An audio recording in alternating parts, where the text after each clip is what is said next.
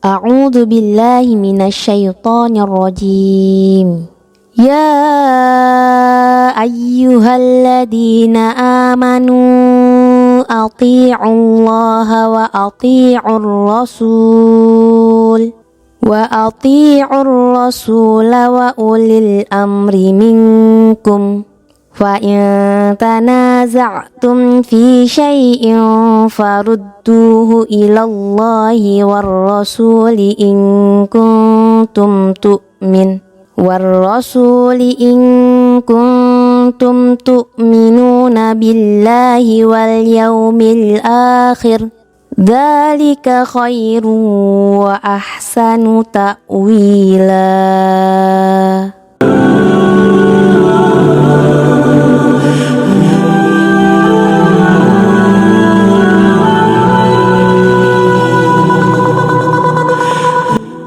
Assalamualaikum warahmatullahi wabarakatuh. Pendengar yang budiman, kepastian hari akhir atau hari kiamat merupakan salah satu inti dari ajaran Islam itu sendiri. Manusia dikatakan beriman bila mereka percaya serta mengimani kedatangan hari kiamat. Sudah sangat banyak ayat-ayat Al-Quran yang menjelaskan tentang betapa dahsyatnya hari tersebut, hari di mana manusia tidak lagi memikirkan perkara dunia, bahkan terhadap keluarganya sendiri. Manusia kelak akan diperlihatkan atas semua perbuatannya selama hidup di dunia, serta akan dimintai pertanggungjawabannya.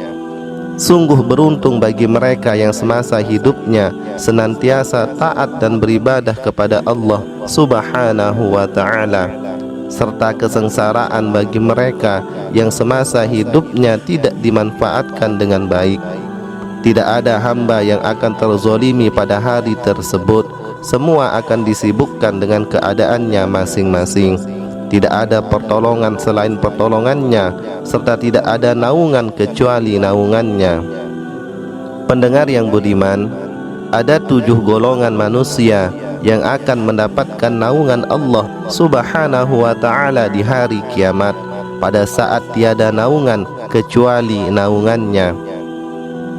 Yang pertama adalah pemimpin yang adil. Menjadi seorang pemimpin tentunya harus bisa berlaku adil terhadap yang dipimpinnya.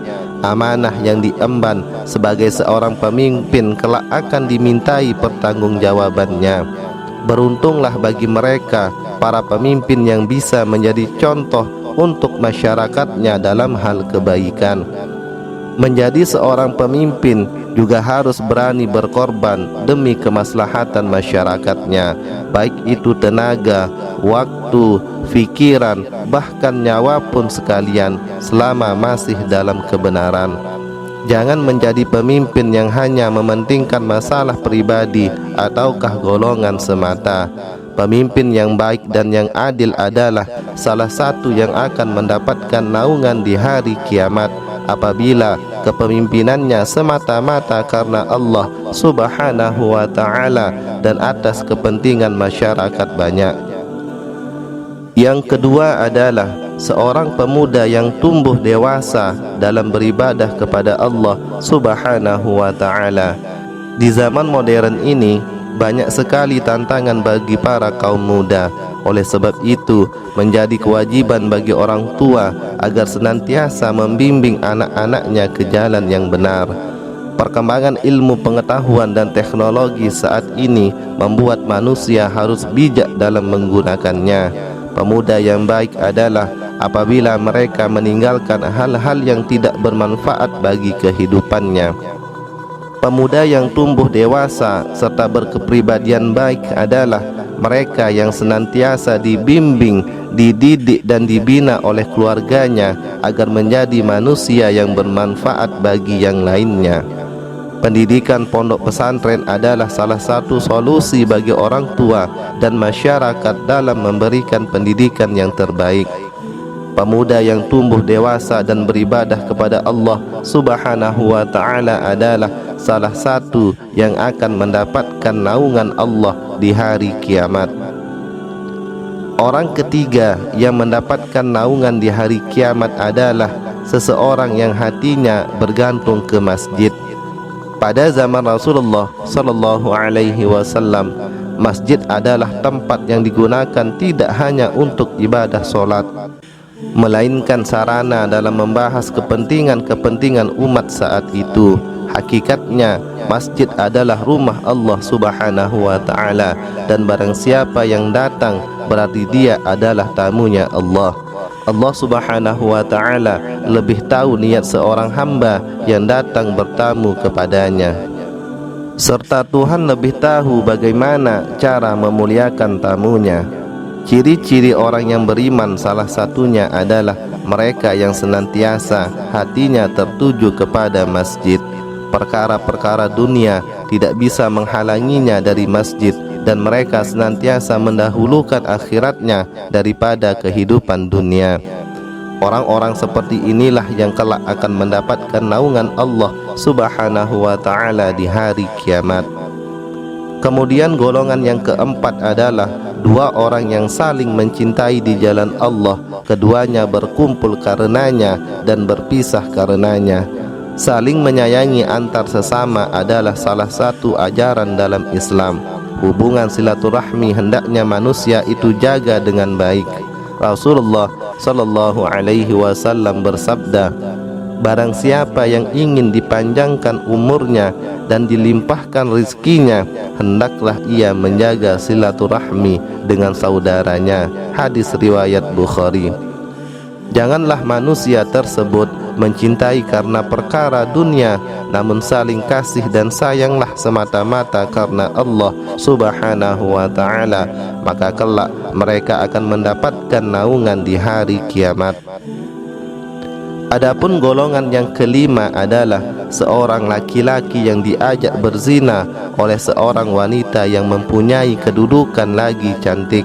Lalu ia berkata, sesungguhnya aku takut kepada Allah. Islam sangat melarang keras masalah perzinahan. Dalam firman-Nya dijelaskan bagi manusia agar jangan mendekati zina.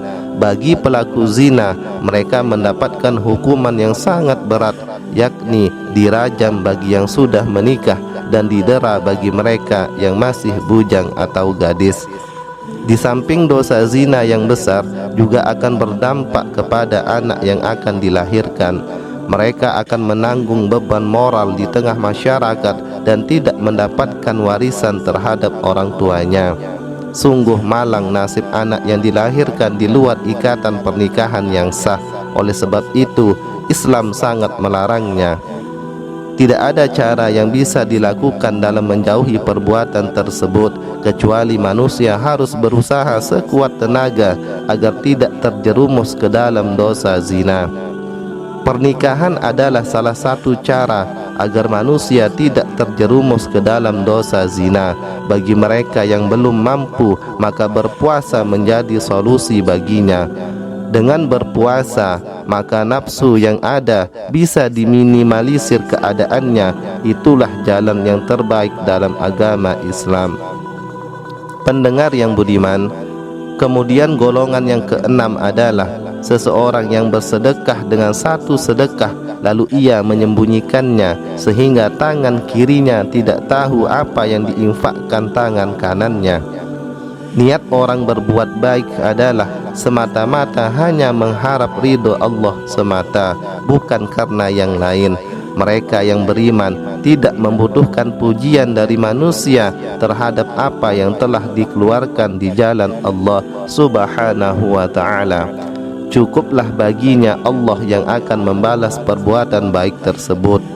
Mungkin banyak dari kita yang bersedekah namun berharap manusia memujinya dan dikatakan dia adalah orang yang dermawan. Atau mungkin mereka bersedekah tetapi memiliki niat yang lain, yakni agar mereka dipilih menjadi seorang pemimpin dan lain sebagainya. Oleh sebab itu, niat adalah penentu dari segala perbuatan manusia itu sendiri. Bagi mereka yang menginginkan dunia, maka pahala sedekahnya akan dibalas di dunia dan tidak sampai menemaninya kelak di akhirat.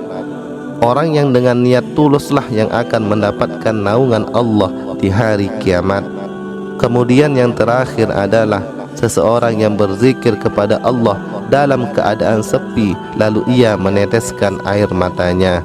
Bagi mereka yang beriman, kesunyian malam adalah waktu yang paling baik untuk berzikir kepada Allah Subhanahu wa ta'ala, waktu yang bisa digunakan untuk mengadu kepadanya, serta waktu yang paling afdol dalam meminta sesuatu kepada Allah Subhanahu wa ta'ala. Hina dan mulianya seorang hamba tentu berada di tangan Allah Subhanahu wa ta'ala. Oleh sebab itu, meskipun sejatinya manusia tersebut berzikir, tetapi dalam hatinya terbersit ingin dipuji manusia, maka justru kehinaan akan didapatinya.